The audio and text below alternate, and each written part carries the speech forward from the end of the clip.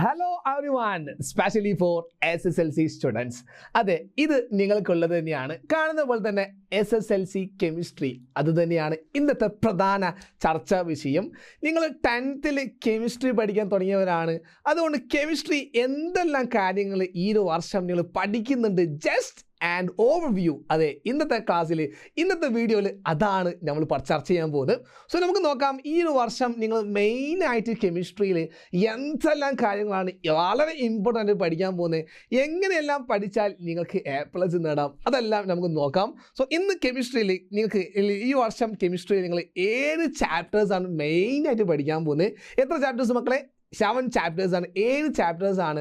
ഏറ്റവും എളുപ്പമുള്ള ചാപ്റ്റേഴ്സാണ്. ഏറ്റവും എളുപ്പം എന്താ പഠിച്ചു കഴിഞ്ഞാൽ എല്ലാവർക്കും A+ ഉറപ്പിക്കാൻ പറ്റുന്ന 7 ചാപ്റ്റേഴ്സാണ്. സോ ഇതിൽ ആദ്യം ജസ്റ്റ് എന്താ നമുക്ക് ചാപ്റ്റേഴ്സിൻ്റെ പേരൊന്ന് നോക്കാം അല്ലേ. 7 ചാപ്റ്റേഴ്സും ഏതൊക്കെയാണ്?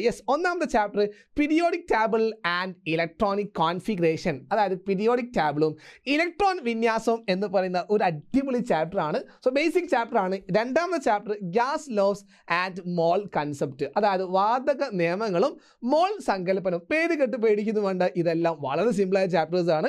ഇനി മൂന്നാമത്തത് reactivity series and electro chemistry തന്നെയാണ്, അതായത് ക്രിയാശീല ശ്രേണിയും വൈദ്യുത രസതന്ത്രവും എന്ന് പറയുന്ന മൂന്നാമത്തെ ചാപ്റ്ററാണ് കെമിസ്ട്രിയിൽ. ദെൻ നാലാമത്തത് പ്രൊഡക്ഷൻ ഓഫ് മെറ്റൽസ്, അതായത് ലോഹ നിർമ്മാണം. മെറ്റൽസിനെ കുറിച്ച് നിങ്ങൾ പഠിച്ചിട്ടുണ്ട്. അതെ, ഇവിടെ ചില ഡീറ്റെയിൽസ് ആയിട്ട് മെറ്റൽസ് നിങ്ങൾ പഠിക്കാൻ പോവാണ്.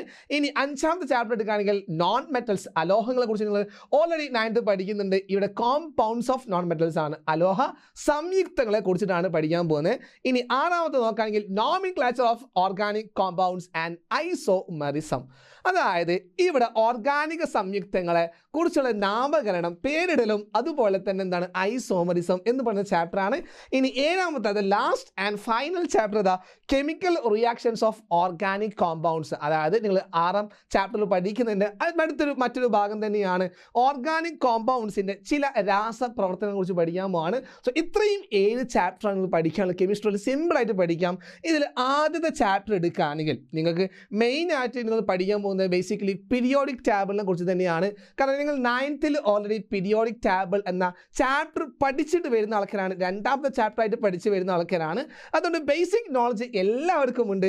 എന്നാൽ ഇവിടെ നിങ്ങൾ പഠിക്കാൻ പോകുന്നത് സംതിങ് ഡിഫറെൻറ്റ് തന്നെയാണ്. ചില കാര്യങ്ങൾ വ്യത്യാസമായിട്ട് പഠിക്കാൻ പോവാണ്. അതായത് ബേസിക്കലി ഒന്ന് പീരിയോഡിക് ടേബിളിനെ കുറിച്ച് പഠിക്കും ആൻഡ് ഇലക്ട്രോണിക് കോൺഫിഗറേഷനെ പഠിക്കും. അതായത് നിങ്ങൾക്ക് സിമ്പിളായിട്ട് നിൽക്കാം, പല രീതിയിലുള്ള ഷെല്ലുകൾ നിങ്ങൾ പഠിച്ചിട്ടുണ്ട് അല്ലേ, ഷെല്ലുകൾ പഠിച്ചിട്ടുണ്ട്. ഇവിടെ നിങ്ങൾ പഠിക്കാൻ പോകുന്നത് വെച്ചാൽ ഇലക്ട്രോണിക് വിന്യാസത്തെ കുറിച്ചിട്ടായിരിക്കും. അതായത് നിങ്ങൾ ബേസിക്കലി ഷെല്ല് പഠിച്ചു, അല്ലെങ്കിൽ ഒരുപാട് ഷെല്ലിനെ എങ്ങനെ അറേഞ്ച് ചെയ്യാമെന്ന് പഠിച്ചു, KLMN ഇങ്ങനെയുള്ള ഒരുപാട് ഷെല്ലുകൾ പഠിച്ചു. അതിൻ്റെ ഇലക്ട്രോണിക് കോൺഫിഗറേഷൻ പഠിച്ചു. പീരിയോഡിക് ടേബിളിലെ സ്വഭാവങ്ങൾ പഠിച്ചു. മെറ്റൽസ് ഏത് ഭാഗത്താണ്, നോൺ മെറ്റൽസ് അലോഹങ്ങൾ ഏത് ഭാഗത്താണ് എന്നെല്ലാം പഠിച്ചു. എന്നാൽ ഈ ഒരു വർഷം നിങ്ങൾ സംതിങ് ഡിഫറെൻ്റ് ആണ്. അതായത് ഷെല്ലിൽ നിന്നും സബ് ഷെല്ലിലേക്കുള്ള ഒരു യാത്ര തന്നെയാണ്.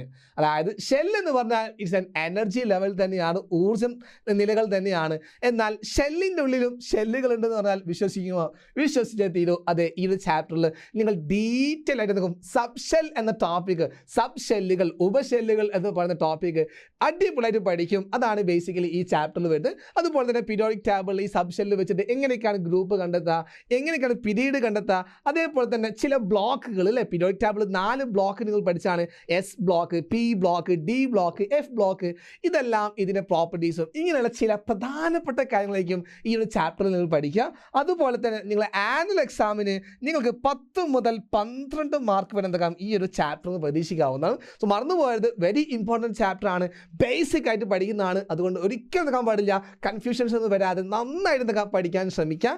ഇനി രണ്ടാമത്തെ ചാപ്റ്റർ നോക്കുകയാണെങ്കിൽ very important, the gas laws and mole concept അല്ലേ, വാതക നിയമങ്ങളും മോൾ സങ്കല്പനവും. ഇത് നിങ്ങൾ ഡെയിലി ലൈഫുമായി ബന്ധപ്പെട്ട മെയിൻ ആയിട്ടുള്ള കാര്യം തന്നെയാണ്. അതുപോലെ തന്നെ എക്സാമിന് ന്യൂമറിക്കൽ ക്വസ്റ്റ്യൻസും എക്സാമിന് നിങ്ങൾക്ക് ഈ ഒരു ചാപ്റ്ററിന് പ്രതീക്ഷിക്കാവുന്നതാണ്. നോർമലി എന്താക്കാം 10 മാർക്ക് വരെ അല്ലെങ്കിൽ 9 മാർക്ക് വരെ എന്താക്കാം ഈ ഒരു ചാപ്റ്ററിന് ചോദിക്കാറുണ്ട്. 9 മുതൽ 10 മാർക്ക് വരെ എന്താക്കാം ഈ ഒരു ചാപ്റ്ററിനും മാറി ചോദിക്കുന്നതാണ്. ഇതിൽ നിങ്ങൾ മെയിനായിട്ട് പഠിക്കുന്നത് നിങ്ങൾക്ക് എല്ലാവർക്കും അറിയാം, സോളിഡ്, ലിക്വിഡ്, ഗ്യാസ് പഠിച്ച ഓർമ്മയില്ലേ, ഖരം, ദ്രാവകം, വാതകം അല്ലേ. ഇതിൽ നിങ്ങൾ പഠിക്കുന്നത് ഗ്യാസിനെ കുറിച്ചുള്ള കുറിച്ചിട്ടാണ്, വാതകങ്ങളെ കുറിച്ചിട്ടാണ്. എന്തുകൊണ്ടാണ് മറ്റുള്ളവരിൽ നിന്നും വാതകം, ഗ്യാസിന് സംതിങ് അല്ലെങ്കിൽ ആ ഒരു സ്വഭാവത്തിൽ വ്യത്യാസം വരാനുള്ള കാരണം, ഇതെല്ലാം ഡീറ്റെയിൽ ആയിട്ട് പഠിക്കും. അതുപോലെ തന്നെ നിങ്ങൾക്ക് ചുറ്റും കാണുന്ന, ഉദാഹരണമായിട്ട് ഞാൻ അക്വേറിയം എടുത്തു. ആ അക്വേറിയം നോക്കുകയാണെങ്കിൽ മക്കളെ, ഇതിൻ്റെ ബബിൾസ് അല്ലേ, കാരണം ഇതിൻ്റെ ബബിൾസ് താഴെ ചെറിയ ബബിൾസ് ആയിരിക്കും, എന്നാൽ മുകളിലേക്ക് വരുന്ന സമയത്ത് ബബിൾസിൻ്റെ സൈസ് കൂടുന്നു. വൈ? എന്ത് കാരണം കൊണ്ടാണ്? ഇതുപോലെ തന്നെ ഒരു ബലൂൺ എന്താകുന്നു, വെയിലത്ത് സൺലൈറ്റിൽ വെക്കുന്ന സമയത്ത് അത് പൊട്ടിപ്പോകുന്നു. ഇങ്ങനെ ഒരുപാട് കാര്യങ്ങൾക്ക് അറിയാം ഇത് എന്തുകൊണ്ടായിരിക്കും നടക്കാനുള്ള കാരണം. വാട്ട് ഈസ് ദ റീസൺ, അല്ലെങ്കിൽ എന്താണ് ഇതിന് പിന്നിൽ? ഇതെല്ലാം നിങ്ങൾ ഡീറ്റെയിൽ ആയിട്ട് ഈ ഒരു ചാപ്റ്ററിൽ പഠിക്കും. സോ സിമ്പിൾ അല്ലേ? യെസ്. ഇനി മക്കളെ നിങ്ങൾ മൂന്നാമത്തെ ചാപ്റ്റർ പഠിക്കാൻ പോകുന്നത് reactivity, speeds and electrochemistry. കേട്ടപാടെ പേടിക്കുന്നത് വേണ്ട, ഇത് മെറ്റൽസിനെ കുറിച്ച് പഠിക്കുന്നതാണ്. കാരണം നിങ്ങൾക്ക് ചുറ്റും ഒരുപാട് ഡിഫറെൻറ്റ് ടൈപ്സ് ഓഫ് മെറ്റൽസ് ഇല്ലേ, ഒരുപാട് ഡിഫറെൻറ്റ് ടൈപ്സ് ഓഫ് മെറ്റൽസ് ഉണ്ട്. എന്നാൽ എല്ലാം ഒരേ സ്വഭാവമാണോ? നോ എന്ന് തന്നെ ആൻസർ ചെയ്യാൻ പറ്റും. കാരണം ഈ ഒരു ഗ്ലാസ്സിൽ ഞാൻ ഗോൾഡ് ഇട്ടു, അതേപോലെ തന്നെ ഇരുമ്പിൻ്റെ ആണി ഇട്ട് കഴിഞ്ഞാൽ ഇരുമ്പിൻ്റെ ആണി പെട്ടെന്ന് തുരുമ്പടിക്കും, എന്നാൽ ഗോൾഡിന് കാര്യമായിട്ടുള്ള റിയാക്ഷൻ നടക്കില്ല. Because Y? എന്താണ്? അതിൻ്റെ റിയാക്ടിവിറ്റി തന്നെയാണ്. ഇതുപോലെ മെറ്റൽസിൻ്റെ റിയാക്ടിവിറ്റിയും ഈ റിയാക്ടിവിറ്റി ഉപയോഗിച്ച് എങ്ങനെയാണ് ഒരു ഇലക്ട്രിക്കൽ എനർജി, വൈദ്യുതി ഊർജ്ജം എന്താക്കാം, നമുക്ക് നേരെ തിരിച്ച് രാസോർജ്ജമാക്കി മാറ്റാം, കെമിക്കൽ എനർജിയാക്കി മാറ്റാം, തിരിച്ചുമാക്കാൻ പറ്റും. ഇതുപോലുള്ള ചില കിടിലൻ റിയാക്ഷൻസ് എല്ലാം ഈ ഒരു ചാപ്റ്ററിൽ നിങ്ങൾ പഠിക്കും. നിങ്ങൾക്ക് നാലാമത്തെ ചാപ്റ്റർ പഠിക്കാൻ പോകുന്നത്. അതുപോലെ തന്നെ ഈ ചാപ്റ്ററിൽ നിങ്ങൾക്ക് എന്താക്കാം എക്സാമിന് ഒരു 11 മുതൽ 12 മാർക്ക് വരെ എന്താക്കാം എക്സാമിന് സ്ഥിരമായിട്ട് ചോദിക്കുന്ന ഒരു one of the main chapter തന്നെയാണ് reactivity, speeds and electrochemistry. So മറക്കരുത്. ഇനി നിങ്ങൾ നാലാമത്തെ ചാപ്റ്റർ ആയിട്ട് വരുന്നത് നമ്പർ 4. നാലാമത്തെ ചാപ്റ്റർ ആയിട്ട് പഠിക്കുന്നത് പ്രൊഡക്ഷൻ ഓഫ് മെറ്റൽസ് ആണ്, ലോഹ നിർമ്മാണം. അതായത് നിങ്ങൾ മൂന്നാമത്തെ ചാപ്റ്റർ പഠിച്ചല്ലോ, അതേപോലെ തന്നെ ഇവിടെ ചില ലോഹങ്ങൾ, മെറ്റൽസിനെ കുറിച്ച് പഠിക്കും.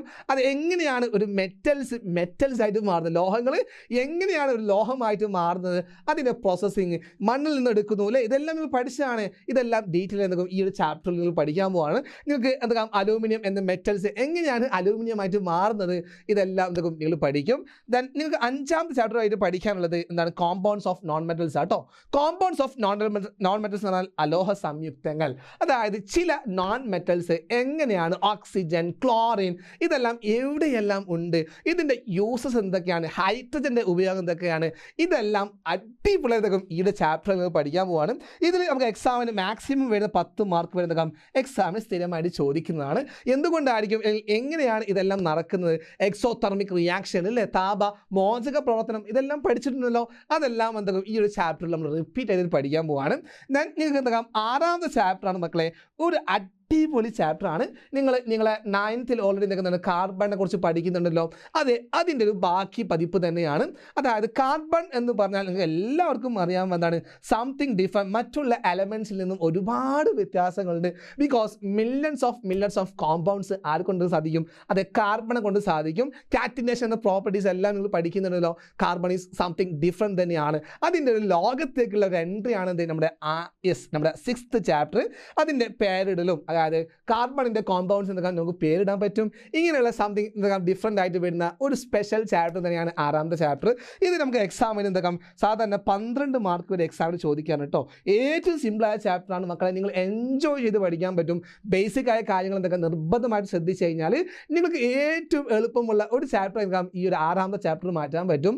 ഇനി നിങ്ങൾ 7ാമത്തെ ചാപ്റ്റർ നോക്കുകയാണെങ്കിൽ അതെ, ഇതിൻ്റെ സെക്കൻഡ് പാർട്ട് തന്നെയാണ്. ഓർഗാനിക് കോമ്പൗണ്ട്സിൻ്റെ 2ാമത്തെ ഭാഗമാണ്. അതായത് സോപ്പ്, ഡിറ്റർജൻറ്റ്, ആൽക്കഹോൾസ്, ഇങ്ങനെയുള്ള ഓർഗാനിക് കോമ്പൗണ്ട്സ് ഉണ്ടല്ലോ, ഓർഗാനിക് സംയുക്തങ്ങളും ഇതുമായി ബന്ധപ്പെട്ട റിയാക്ഷൻസും അതെങ്ങനെയാണ് ഉണ്ടാക്കിയെടുക്കുക, ഇവരെ ആരെല്ലാം ചേർന്ന് കഴിഞ്ഞാൽ ആരെല്ലാം ഉണ്ടാകും. അതുപോലെ തന്നെ ചില റിയാക്ഷൻസ് പഠിച്ചിട്ടുണ്ടല്ലോ, 5 റിയാക്ഷൻ മെയിനായിട്ട് നിങ്ങൾ ചാപ്റ്ററിൽ പഠിക്കും. സോ എന്താക്കാം ഈ ഒരു എക്സാമിന്, നിങ്ങൾ ആനുവൽ എക്സാമിന് നിങ്ങൾക്ക് ഏകദേശം 7 മാർക്ക് വരെ എന്താക്കാം എക്സാമിന് ചോദിക്കാറുണ്ട്. 6 മുതൽ 7 മാർക്ക് വരെയാണ് എക്സാമിന് എന്താക്കാം നിങ്ങൾ ആനുവൽ എക്സാമിൻ്റെ ടോട്ടൽ മാർക്ക് പറഞ്ഞിരിക്കുന്നത്. അതുകൊണ്ട് മക്കളെ നിങ്ങൾ ലക്ഷ്യം വെച്ച് പഠിച്ചോ. ഏത് ചാപ്റ്ററും, കെമിസ്ട്രിയിൽ ഏത് ചാപ്റ്ററും ഇമ്പോർട്ടൻ്റ് ആയിരിക്കുന്ന നിങ്ങൾ സിമ്പിളായിട്ട് പഠിച്ചെടുത്താൽ ഉറപ്പായിട്ടും A+ കിട്ടും. സോ മക്കൾ മറക്കണ്ട, ബാക്കിയുള്ള ഓരോ ടിപ്സും ട്രിക്സും എല്ലാം നിങ്ങൾക്ക് വേണ്ടി സാർ ചെയ്യും. So don't worry, we will be soon.